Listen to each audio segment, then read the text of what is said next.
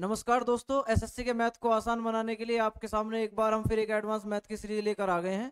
देखिए, advance math का योगदान एसएससी में किसी भी पद को प्राप्त करने के लिए बेहद ज़्यादा जरूरी है। कुछ बच्चों का टारगेट होता है कि वो एसएससी सीजीएल में इंस्पेक्टर पद ले लें या एग्जामिनर ले लें, प्रिवेंटिव ऑफिसर ले लें, डिवीजनल अकाउंटेंट ले लें।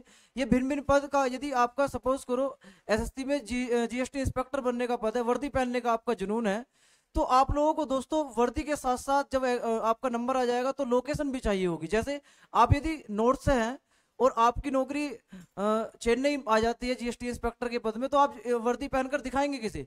तो इसलिए यदि आप दिल्ली में ही जीएसटी इंस्पेक्टर का पद लेना चाहते हैं तो आपको अच्छी तैयारी करनी होगी। और अच्छी तैयारी करने का मकसद है कि आपको प्रत्येक पोर्शन में अच्छे नंबर लाने होंगे, जिसमें मैथ्स और रीजनिंग एक ऐसा भाग अदा करता है जिसमें आप पूरे के पूरे नंबर प्राप्त कर सकते हैं इसी सीरीज में। ताकि आप मैथ्स में नंबर अच्छे ला पाएं, इसके लिए हम एडवांस मैथ की सीरीज आपके सामने लेकर आए हैं, जिसमें अब तक 7 सीरीज हो चुकी है। 8वीं सीरीज आपके सामने है। इसमें 10 क्वेश्चन होंगे और क्वेश्चन जो होंगे दोस्तों एसएससी में प्रीवियस ईयर जो आए हुए हैं वो हैं, और जो वर्तमान में और जो आने वाले भविष्य में पेपर आने वाले हैं उनमें कहीं ना कहीं इनका अहम योगदान होगा। यदि क्वेश्चन डायरेक्ट नहीं मिलते तो कहीं ना कहीं आप लोगों को क्वेश्चन के बेस पर इस तरह क्वेश्चन देखने को मिलेंगे। चलिए, पहला क्वेश्चन क्या है? ये 5a प्लस 1/2a बराबर 5, तो 9a square plus 1/25a square का मान पूछ रहा है। दोस्तों सबसे पहले ये समझिए, देखिए एक तो इसका वर्ग इसने यहाँ 25 लिख रखा है, ये 2 नहीं है, यहाँ पर 9 है, तो इसका मतलब दोस्तों यहाँ पर ये 3 लिखा हुआ है, ये प्रिंटिंग एरर है। तो अब अगर आप देख रहे हैं कि 5a प्लस 1/3a का मान दे रखा है 5, हमसे पूछा है 9a स्क्वायर, 9 का मतलब यहाँ पर 3 होता तो 3 का वर्ग 9 आ जाता, और यहाँ 5 होता तो 5 का वर्ग 25 आ जाता। तो मेरा मकसद सबसे पहले दोस्तों ये है कि यहाँ पर 3 आ जाए। तो यहाँ 3 तब आएगा जब यहाँ 3 से गुणा करूंगा और 5 से भाग कर दूंगा।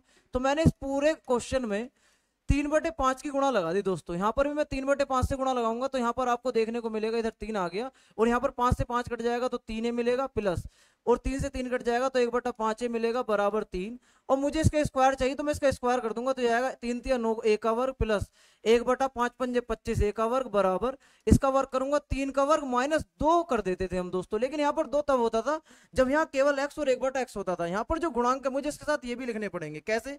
जैसे यहाँ पर 3 है, 3 गुणा और यहाँ पर 1/5 है, ये भी मुझे लिखना पड़ेगा। तो आंसर आएगा 3 3 9 माइनस 3 दूनी 6/5। तो दोस्तों आंसर आपको देखने को मिला इसका 9 पंजे 45 में 6 गया 39/5, यानी कि आंसर दोस्तों इसका डी करेक्ट है। तो मैं उम्मीद करता हूँ ये क्वेश्चन आपके समझ में आ गया होगा। चलिए नेक्स्ट क्वेश्चन की तरफ मूव कर जाते हैं हम। क्वेश्चन देखिए, ये भी अलजेब्रा का है। इसने कहा है कि a प्लस बी प्लस सी बराबर 0। तो दोस्तों मैं जानता हूँ आप हमेशा याद रखेंगे कि अगर a प्लस बी प्लस सी बराबर 0 है तो a की क्यूब प्लस b की क्यूब प्लस c की क्यूब बराबर होता है 3abc। अब आप सोचिए, यदि मैं इस abc से डिवाइड कर देता हूं तो यहाँ आएगा a की घात 3/abc प्लस b की घात 3/abc प्लस c की घात 3/abc, यानी कि आंसर आ गया 3। तो दोस्तों अगर मैं a से भाग करूंगा तो यहाँ पर 2 पावर बचेगी, b से भाग करूंगा 2 पावर बचेगी, c से भाग करूंगा 2 पावर बचेगी। तो आप देख पा रहे हैं, तो आंसर इसका मिलेगा a स्क्वायर बटे bc प्लस b स्क्वायर बटे ca प्लस सी स्क्वायर बटे ए बी। आंसर आ गया इसका 3। तो इसका मतलब ऑप्शन नंबर हमारा बी करेक्ट है। तो मैं उम्मीद करता हूँ ये चीज समझ में आ गई होगी। सपोज करो एग्जाम में हम बैठे, हमारे दिमाग में ये चीज नहीं आई, तो हम इसे क्या करेंगे? हम करेंगे दोस्तों, उसको ए का मान भी मैं 1 पुट करूंगा, बी का मान भी 1 पुट करूंगा और सी का मान -2 पुट कर दूंगा।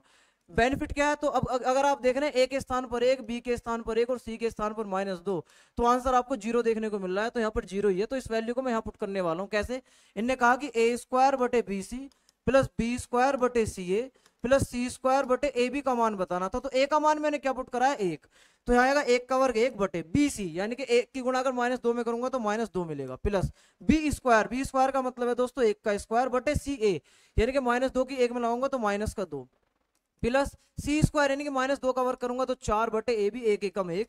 तो आंसर देखने को मिलेगा माइनस का आधा और माइनस का आधा और प्लस का 4। तो माइनस का आधा और माइनस का आधा, माइनस का 1 हो गया, माइनस का 1 प्लस का 4, तो आंसर मिल गया आपका 3। तो मैं उम्मीद करता हूँ ये क्वेश्चन आपके जरूर समझ में आया होगा। तो आप इस तरीके से भी कर सकते हैं और वैल्यू पुटिंग के आधार पर भी कर सकते हैं। देखिए अलजेब्रा जो है, अगर आप वैल्यू पुट करते हैं तो आपको ये कहीं ना कहीं बेहद ज्यादा आसान लगेगा।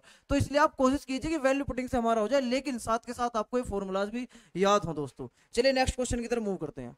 क्वेश्चन नंबर देखिए क्या है। ए बी सी वास्तविक है और a की घात 3 प्लस b की घात 3 प्लस c की घात 3 बराबर 3abc है। मैं जानता हूं ये केवल तभी संभव है जब a plus b plus c बराबर 0 हो या a बराबर b बराबर c हो। तो अगर हम देख रहे हैं कह रहा है कि ए बी सी के बीच संबंध क्या है, तो ए प्लस बी प्लस सी बराबर 0 होना चाहिए, इसमें है नहीं। और दोस्तों इसने ये ए बी प्लस सी बराबर 0, तो इसका मतलब आंसर हमारा सी करेक्ट है कि ए बराबर बी बराबर सी। ऐसा क्यों? अगर हम वैल्यू यहाँ पर मैं पुट करता हूँ, ए के स्थान पर ए की रख दिया, प्लस बी के स्थान पर भी अगर मैं ए वैल्यू पुट कर दूं तो ए की घात 3 आएगा, सी के स्थान पर भी मैं अगर ए ही वैल्यू पुट कर दूं तो ए की घात 3 ही मिलेगा। तो इधर मिलेगा 3 ए की घात 3, और इधर क्या मिलेगा 3ab बराबर 3a, बी की जगह बी है और सी की जगह बी है, तो आंसर 3a की घात 3 ही मिलने वाला है। तो इसलिए ऑप्शन हमारा सी ही करेक्ट है। तो मैं उम्मीद करता हूँ ये क्वेश्चन भी क्लियर हो गया होगा। चलिए नेक्स्ट क्वेश्चन की तरफ मूव कर जाते हैं। क्वेश्चन है भाई कि एक्स अक्ष और वाई अक्ष। तो सबसे पहले आप समझेंगे एक्स अक्ष और वाई अक्ष होता क्या है। दोस्तों एक्स अक्ष क्या है? ये एक्स अक्ष है आपका, और वाई अक्ष है हमारा ये वाला, और ये दोनों लाइन एक दूसरे को जहां इंटरसेक्ट करते हैं उसे बोलते हैं मूल बिंदु। ये है दोस्तों आपका एक्स अक्ष और ये है आपका वाई अक्ष। इसने कहा है कि एक्स अक्ष और वाई अक्ष और 4x प्लस 3y बराबर रेखा बराबर 12 से बने त्रिभुज के परिवृत्त की त्रिज्या बतानी है। परिवृत्त का मतलब है कि अगर मैं इस रेखा को ड्रॉ करूंगा तो आप देख रहे हैं कि 4x प्लस 3y बराबर 12 है। यदि मैं y बराबर 0 पुट कर देता हूं तो 4x का मान मिल गया दोस्तों आपको 12, x का मान आ गया 3। तो इसका मतलब है x अक्ष पे मैं 3 काउंट करूंगा, 1 2 3, और y 0 है तो एक कोऑर्डिनेट तो हमारा यहाँ मिलने वाला है। और अगर मैं यहाँ पर दोस्तों x 0 पुट करता हूँ, अगर हम x 0 पुट करने वाले हैं तो आप देख रहे हैं कि x बराबर जैसे 0 पुट करा तो यह 3y बराबर 12, तो y के स्थान पर आ गया आपका 4। तो इसका मतलब y पर मैं 4 काउंट करने वाला हूँ, 1 2 3 4, तो एक पॉइंट हमारा ये मिल गया। तो रेखा हमारी दोस्तों ये बन गई। तो आप देख पा रहे हैं एक रेखा ये बन गई, एक रेखा x अक्ष थी, एक रेखा y अक्ष थी। तो इसका परिवृत्त, इसके परिवृत्त का मतलब है यदि इस समय खींचने वाला सर्किल ड्रॉ कर दूं दोस्तों किस तरीके से, ये दोस्तों एक सर्किल है हमारा, अगर आप देख पा रहे हैं तो ये इसका परिवृत्त होना चाहिए। परिवृत्त का मतलब है कि ये इसके इस पॉइंट से भी जाना चाहिए और ऊपर इस पॉइंट से भी जाना चाहिए। तो इसका मतलब ये परिवृत्त हमारा ये होने वाला है, ये इसका बाहर जा रहा है तो ये इसका एक परिवृत्त कहलाएगा।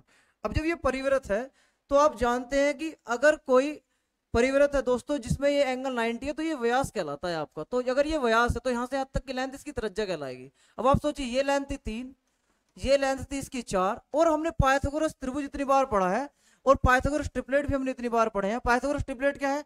यदि कोई समकोण त्रिभुज है, जैसे मैं यहाँ पर लेता हूँ ये कोई समकोण त्रिभुज है, और समकोण त्रिभुज में दोस्तों ये सबसे बड़ी भुजा होती है, हम कर्ण बोलते हैं।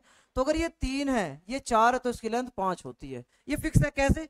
यदि मैं 3 का वर्क करता हूँ 4 का वर्क करता हूँ तो इन दोनों का योग आएगा 3 3 9 प्लस 4 चौक 16, तो ये 25 आया, और 25 किसका वर्ग है? 5 का वर्ग। इसका मतलब ये लेंथ ये है। पाइथागोरस थ्योरम होती है दोस्तों कि किसी समकोण त्रिभुज के कर्ण पर बना वर्ग शेष दो भुजाओं के वर्गों के योग के बराबर होता है। तो इसका मतलब ये है कि एक भुजा ये है, एक भुजा ये है, इन दोनों भुजाओं के वर्गों का योग इस भुजा के वर्ग के बराबर आना चाहिए। ये पाइथागोरस ट्रिपलेट कहलाते हैं जो वैल्यू ने संतुष्ट करते हैं। और पाइथागोरस ट्रिपलेट मैंने आपको काफी बार समझाया, एक बार हम दोबारा देख लेते हैं। सबसे बेसिक पाइथागोरस ट्रिपलेट है दोस्तों 3 4 5, दूसरा है 5 12 13, तीसरा है 7 24 25, एक है 8 15 17, 9 40 41, 11 60 61, 12 35 37, 16 63 65, 20 21 29। दोस्तों ये बहुत सारे होते हैं जो हम आपको पाइथागोरस ट्रिपलेट पढ़ाएंगे, जब पाइथागोरस परिमेय पढ़ाएंगे वहां पर हम सारे लिखने की कोशिश करेंगे। फिलहाल आप बेसिक ये शुरुआत के 3 से 4 आप बस याद करिए, एग्जाम में आपको ज्यादा मात्रा में ये इनका यूज करने को मिलेगा दोस्तों। जैसे मैंने हम यहाँ पर देखा ये 3 थी ये 4 थी, तो पूरी भुजा आ गई दोस्तों 5। अब मुझे भुजा था इसकी त्रिज्या होती है व्यास की आधी, तो 5 का आधा 2.5, तो इसका आंसर हमारा बी करेक्ट है। तो मैं उम्मीद करता हूँ ये क्वेश्चन भी आपके समझ में आ गया होगा। चलिए नेक्स्ट क्वेश्चन देखिए, क्वेश्चन नंबर 5 क्या है? यदि त्रिभुज एबीसी की भुजा बीसी का मध्य बिंदु डी है। दोस्तों देखिए मैं यहाँ पर एक त्रिभुज बनाना चाहूंगा। इसने कहा है कि ये हमारा कोई ट्रायंगल है, और इस ट्रायंगल में दोस्तों इसने कहा है कि अगर हम त्रिभुज लेते हैं ए भुजा, ये बी भुजा और ये सी भुजा, इस भुजा बीसी का मध्य बिंदु डी है। भुजा बीसी का मध्य बिंदु है दोस्तों डी, ये पॉइंट है हमारा डी। त्रिभुज एबीडी का क्षेत्रफल 16 है, एबीडी का क्षेत्रफल 16 है, यानी कि अगर मैं इस लाइन को इससे मिला देता हूं तो दोस्तों ये जो एरिया है हमारा, ये जो एरिया है हमारा ये 16 है। इसका मतलब ये दे रखा है दोस्तों 16 सेंटीमीटर स्क्वायर, यानी कि ये है 16 सेंटीमीटर स्क्वायर। भुजा है त्रिभुज एबीसी का क्षेत्रफल, पूरे का क्षेत्रफल बताना है। आप एक बात बताइए, बहुत ज्यादा आसान क्वेश्चन है, पेपर में काफी बार देखने को मिला है। अगर ये मिड पॉइंट है तो इसका मतलब अगर ये एक भुजा है तो ये भी एक भुजा है, और मैं जानता हूं कि भुजा का रेशियो लगता है अगर एक शीर्ष कॉमन हो। तो इसका मतलब अगर क्षेत्र ये एक है तो ये क्षेत्रफल एक माना जाएगा, और अगर ये एक है तो ये क्षेत्रफल भी एक माना जाएगा। तो सोचिए अगर ये 16 है तो ये भी हमारा 16 सेंटीमीटर स्क्वायर ही आने वाला है। तो इस पूरे त्रिभुज का क्षेत्रफल 16 16 32 सेंटीमीटर स्क्वायर का। तो आंसर हमारा सी करेक्ट है दोस्तों। चलिए क्वेश्चन नंबर 6 की बात करते हैं। एक त्रिभुज एबीसी है, माध्यिका सीडी और बी एक दूसरे को ओ पर काटती हैं। दोस्तों यहाँ पर ये ओ लिखा हुआ है, एक दूसरे को ओ पर काटती है। तो त्रिभुज ओडी और त्रिभुज एबीसी का क्षेत्रफल बताना है। ये जो है दोस्तों इस क्षेत्रफल का सिंबल है। यदि आपको कुछ भी लिखा हुआ नहीं है कि एरिया बताइए, परिमाप बताइए, तो हम एरिया का रेशियो बता देंगे, सिंपल। चलिए सबसे पहले हम माध्यिका समझ लेते हैं क्या है। दोस्तों ध्यान देंगे अच्छे से, एक बार अगर हमारे ये चीज क्लियर हो गई तो हम कभी भी माध्यिका को लेकर तो परेशान होंगे नहीं। देखिए माध्यिका क्या है, मैंने आपको अपनी पुरानी सीरीज में भी बताया है कि माध्यिका क्या होती है। अगर हम किसी त्रिभुज का एक शीर्ष ले, त्रिभुज के शीर्ष से सम्मुख भुजा के मध्य बिंदु को मिलाने वाली रेखा त्रिभुज की माध्यिका या मीडियन कहलाती है। तो दोस्तों ये कहीं ना कहीं इस त्रिभुज की माध्यिका है। और माध्यिका की पहचान है, जितना त्रिभुज इधर है उतना ही त्रिभुज इधर होगा। जितनी भुजा ये है, अगर ये 5 सेंटीमीटर है तो ये भी 5 सेंटीमीटर होने वाली है। तो त्रिभुज की माध्यिका त्रिभुज को दो बराबर क्षेत्रफल वाले त्रिभुजों में बांटती है। और ये होती है कि त्रिभुज के शीर्ष से सम्मुख भुजा के मध्य बिंदु को मिलाने वाली रेखा त्रिभुज की माध्यिका कहलाती है। पहला पॉइंट। दूसरा पॉइंट, त्रिभुज की दो माध्यिका है। मतलब यदि मैं ये शीर्ष लूं, इस शीर्ष से सम्मुख भुजा के मध्य बिंदु को मिलाऊं, तो ये भी एक माध्यिका कहलाएगी। और ये दोनों माध्यिका एक दूसरे को जहां काटती हैं, ये त्रिभुज का केंद्रक कहलाता है, सेंट्रोइड बोलते हैं। और त्रिभुज के केंद्रक की एक खास बात यह है कि त्रिभुज का केंद्रक माध्यिका को 2:1 के अनुपात में आंतरिक विभाजित करता है। यानी कि अगर ये दो हिस्से हैं तो दोस्तों ये एक हिस्सा होगा, ये होगा हमारा एक हिस्सा, यानी कि ये एक मिलेगा। और आपको एक बात और ध्यान रखनी है, बच्चा पेपर में बैठकर कंफ्यूज होता है कि यार दो ऊपर वाला है नीचे वाला। तो आप समझेंगे कि शीर्ष से केंद्र तक की दूरी 2 होती है और केंद्रक से मध्य बिंदु तक की दूरी 1 होती है। इसका मतलब अगर ये 2 है तो ये 1 मिलेगी। चलिए ये तो हमारी रही माध्यिका की बात। क्वेश्चन क्या, आप क्वेश्चन समझ लेते हैं दोस्तों। क्वेश्चन में कहा गया है कि माध्यिका सीडी और बी, दोस्तों ये हमारा त्रिभुज था जिसमें त्रिभुज का नाम है ए बी और सी। एक माध्यिका है सी डी, यानी कि सी से सामने वाली भुजा एक मध्य बिंदु मिलेंगे हम डी। एक माध्यिका होगी दोस्तों आपके पास ये वाली। एक करा बी से हम सामने वाली भुजा का मध्य बिंदु लेंगे ई, तो एक माध्यिका हो गई आपकी बीई। मैं उम्मीद करता हूँ ये क्लियर हो रहा होगा। और ओ पर काटती हैं, ये दोस्तों बिंदु है ओ। तो कह रहा त्रिभुज ओडीई का क्षेत्रफल, ओडीई। तो दोस्तों आप याद रखेंगे ये जो ओडीई होता है ये 12वां हिस्सा होता है पूरे त्रिभुज का। त्रिभुज एबीसी का कितना, तो 12वां हिस्सा। इसका मतलब D, option number D correct है। लेकिन यदि हम एग्जाम में बैठे हमें पता नहीं है कैसे है 12वां हिस्सा, तो हम इस चीज को जानेंगे एक बार दोस्तों। ध्यान दें किस तरीके से। देखिए मैं जानता हूं ये 2:1 है, इसका मतलब अगर एरिया ये 2 माना जाए तो यहां पर एरिया 1 आने वाला है। क्लियर। और आप जानते हैं कि यदि कोई चतुर्भुज है और चतुर्भुज के विकर्ण एक दूसरे को काट दीजिए, तो इसका मतलब ये जो एरिया होता है दोस्तों यहाँ पर ये और ये, क्या आप जानते हैं बराबर होते हैं? ये तब बराबर होते हैं दोस्तों जब ये हमारे एक समलंब चतुर्भुज हो। या आप ऐसे समझ सकते हैं कि इन दोनों एरिया का गुणनफल इन दोनों एरिया के गुणनफल के बराबर होता है। मतलब अगर ये A1 है, ये A2 है, ये A3 है एरिया, इसका A4 है, तो इसका मतलब A1 गुणा A2 जो होता है वो A3 गुणा A4 होता है। इसका मतलब इन दोनों का जो एरिया है इन दोनों के एरिया गुणनफल के बराबर होता है। तो आप समझेंगे अब ये एरिया 2 है तो यहाँ पे जाहिर सी बात है दोस्तों ये एरिया 2 आने वाला है। अब 2 दूनी 4, तो यहाँ पर मैं क्या डिजिट लिखूं जो 4 आ जाए, तो जाहिर सी बात है मुझे यहाँ 4 लिखना पड़ेगा। अब आप दोस्तों इस बात को अच्छे समझेंगे। यदि मैं देख पा रहा हूं, यदि दोस्तों मैं देख पा रहा हूं ये वाला पोर्शन और ये वाला पोर्शन, इसका जो एरिया है यहाँ पर 4 यहाँ पर 2, तो 4 और 2 6, इस त्रिभुज का क्षेत्रफल है 6, तो ऊपर वाले का भी 6 मिलेगा। क्योंकि मैं जानता हूं ये माध्यिका है और माध्यिका त्रिभुज को 2 बराबर क्षेत्रफल वाले त्रिभुजों में बांटती है। इसका मतलब एरिया जितना नीचे है इतना एरिया ऊपर होने वाला है। अगर नीचे 6 है तो ऊपर भी दोस्तों 6 ही होगा। इसका मतलब ये है कि 6 इसका एरिया 6 इसका एरिया, तो 6 और 6 12 पूरे का हो गया और छोटे वाले का 1 है, तो इसलिए आंसर आएगा हमारा 1:12। तो दोस्तों क्वेश्चन क्लियर हो गया होगा। यह है कि ए बी त्रिभुज APB के परिवृत्त का व्यास है। सबसे पहले इसके परिवृत्त का व्यास है AB। अगर मैं एक त्रिभुज ले रहा हूं दोस्तों, मैंने एक त्रिभुज बनाया, ये त्रिभुज है दोस्तों, व्यास भी हमने लिया है ये है A, ये है हमारा B और ये है हमारा P, और हमने इसके बाहर एक सर्कल ड्रॉ कर दिया क्योंकि इसका परिवृत्त हमने निकालना था। ये इसका सर्कल है दोस्तों। N बिंदु P से AB पर खींचा गया लंब है। P से हमने AB पर लंब ड्रॉ करा दोस्तों। देखिए अगर मैं लंब डालूंगा तो लंब दोस्तों ये होगा जो 90 डिग्री पर डालेगा, और ये P से हमने कहाँ डाला है, बिंदु N पर डाला है। तो कह रहा है ये पाद है AP 8 सेंटीमीटर, AP यानी कि ये 8 दे रखा है, BP 6, ये 6 दे रखा है। मैं जानता हूं अगर ये 8 है 6 तो ये मिलेगा आपको 10। Very good. क्यों? क्योंकि मैंने पाइथागोरस ट्रिपलेट पढ़े, एक 3 है, एक 4 है, एक 5 है। तो अगर मैं 6 और 8 देख रहा हूँ तो मुझे डबल करना पड़ेगा, ये 6 आएगा, ये 8 आएगा, तो ये कितना हो जाएगा, डबल ही हो जाएगा 10। तो इसका मतलब ये 6 ये 8 है, ये हो गया हमारा 10। तो दोस्तों अगर ये हमारा 10 है, ये 10 है, तो बूझा क्या है, तो बी एन की लंबाई बूझी है। बी एन कौन सा है भाई, बी एन है दोस्तों आपका ये वाला, ये एन था, तो इसका मतलब हमें इसकी लेंथ निकालनी, लेंथ कितनी है। तो देखिए इसके काफी तरीके हैं। सबसे पहला तरीका देखिए दोस्तों, मैंने आपको समकोण त्रिभुज पढ़ाया लास्ट टाइम भी, एक बार दोबारा इसका मैं रिवाइज कराना चाह रहा हूँ।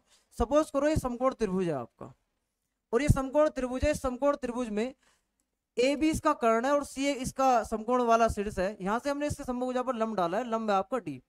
तो मैंने आपको बताया है कि यदि आप बी सी का वर्ग निकालेंगे तो ये होगा बी डी इंटू बी ए, और यदि आप ए सी का वर्ग निकालेंगे तो ये होगा दोस्तों A D into A B. और भी बहुत सारे तरीके होंगे लेकिन मैं इससे कर रहा हूं। तो मैं जानता हूं कि अगर मैं बी पी का वर्ग निकालता हूं तो ये मिलने वाला है B N into A B. तो बी पी का वर्ग का मतलब है 36 बराबर बी एन। बी एन मुझे निकालना है और ए बी की वैल्यू दे रखी है 10, तो 36 का 10वां हिस्सा 3.6 होता है। तो चलिए ऑप्शन नंबर हमारा ए करेक्ट है। और दोस्तों इसका और तरीका क्या हो सकता है, और तरीका आप देखिए। मैं जानता हूं कि भाई समकोण त्रिभुज में ये सिमिलर होते हैं। सिमिलर का मतलब है कि अगर ये 6 है तो कहीं ना कहीं ये 36 कहलाएगी, यहां से यहां तक, और ये 8 है तो कहीं ना कहीं 64 कहलाएगी। तो पूरी भुजा होगी 36 और 64 दोस्तों 100, लेकिन 100 वास्तव में लेंथ है 10 सेंटीमीटर के बराबर। तो एक की वैल्यू आएगी 1/10 सेंटीमीटर। मुझे वैल्यू निकालनी थी 36 की, तो 36 कितना, 36/10 यानी कि 3.6 सेंटीमीटर। तो इसलिए ऑप्शन हमारा ए करेक्ट है। तो आप इस मेथड से भी कर सकते हैं, इससे भी कर सकते हैं, इसके और भी मेथड है। हम अपने आगे वाली सीरीज में और भी मेथड से आपको परिचित कराएंगे दोस्तों। चलिए नेक्स्ट क्वेश्चन की तरफ मूव कर जाते हैं। क्वेश्चन है क्वेश्चन नंबर 9। समान त्रिज्या वाले दो वृत्त एक दूसरे को प्रतिच्छेद करते हैं और एक दूसरे केंद्र से गुजरते हैं। इसका मतलब है दोस्तों, अगर दो सर्कल में लेता हूं इस तरीके से, एक सर्कल ये है और त्रिज्या इतनी त्रिज्या का एक दूसरा सर्कल हमने लिया दोस्तों, इतनी त्रिज्या का एक दूसरा सर्कल, ये मैं मान के चल रहा हूं इतनी त्रिज्या का एक दूसरा सर्कल है, और ये दोनों एक दूसरे केंद्र से जाते हैं। केंद्र का मतलब ये है कि मान लो इस वाले का केंद्र तो दोस्तों यहां पर है ओ, और इस वाले का केंद्र है दोस्तों हमने माना पी यहां पर। तो ये एक दूसरे केंद्र से जा रहे हैं दो सर्कल और इनकी त्रिज्या समान है।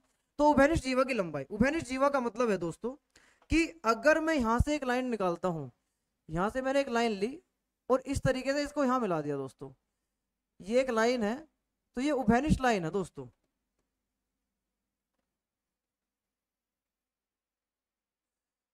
ये एक लाइन है भाई और ये हमारी उभयनिष्ठ लाइन है, तो ये उभयनिष्ठ जीवा कहलाएगी। तो इसकी लेंथ क्या होती है, मैंने आपको पहले ही बताई थी, √3 गुणा आर होती है। आर जहां क्या है, आर इस वृत्त की त्रिज्या है। तो इसका मतलब आंसर हमारा सी करेक्ट है। होती क्यों, इस चीज को समझ लें आप।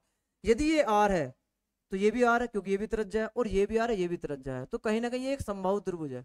और समबाहु त्रिभुज क्या होता है, जिसकी प्रत्येक भुजा बराबर हो।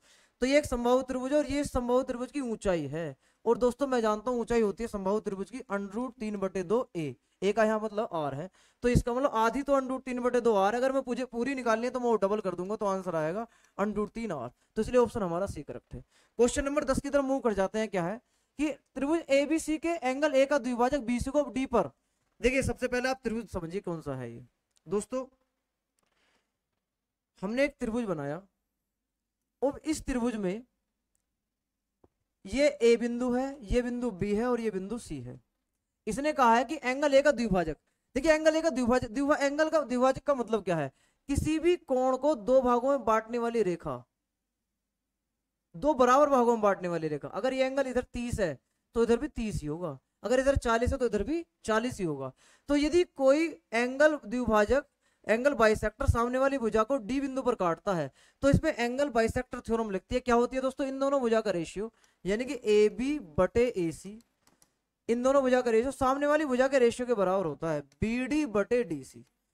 तो दोस्तों ये स्टेटमेंट देखिए कहाँ है, ए बी बटे ए सी बराबर बी डी बटे डी सी। तो ऑप्शन हमारा ए करेक्ट है। तो मैं उम्मीद करता हूँ ये सीरीज आपको समझ में आ रही होगी। यदि दोस्तों क्वेश्चन अच्छे लग रहे हो तो आप इसे ज्यादा से ज्यादा बच्चों तक शेयर करें जो बच्चे एसएससी की तैयारी कर रहे हैं, ताकि भारत के प्रत्येक विद्यार्थी को पता लगे कि एसएससी का एग्जाम वास्तव में बहुत आसान है। देखिए अगर आप भारत के एग्जामों की बात करेंगे तो मेरी दृष्टि में एसएससी का एग्जाम सबसे ज्यादा आसान है, बशर्ते कि आपको एक सही गाइडेंस और सही समय पर सही क्वेश्चन रेलिवेंट कंटेंट के साथ आपको मिल जाए, तो आप निश्चित रूप से विद इन 4 मंथ आप इस एग्जाम की तैयारी कर सकते हैं। चलिए दोस्तों धन्यवाद।